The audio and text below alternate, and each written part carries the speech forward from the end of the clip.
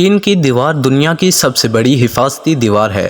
یہ تقریباً 13,170 میل لمبائی کی ہے اور اس کی تعمیر میں لکڑی، پتھر، لوہے کی تاریں اور سنگ استعمال ہوئے ہیں۔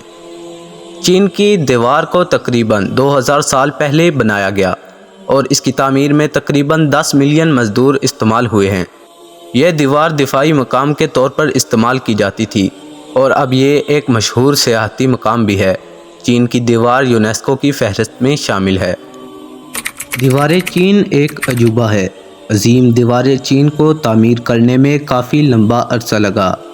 اس دیوار کی لمبائی 21,196 کلومیٹر ہے۔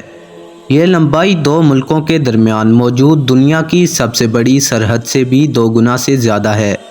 کینیڈا اور امریکہ کے درمیان موجود سرحد 8,890 کلومیٹر طویل ہے۔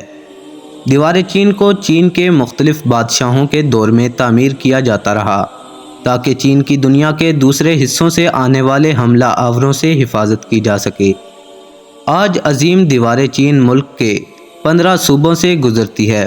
صحرائے گوبی سے ہوتے ہوئے اور ملک چین کے مختلف حصوں سے گزرتے ہوئے یہ دیوار ماضی میں چین کے لیے کافی مددگار ثابت ہوتی رہی ہے۔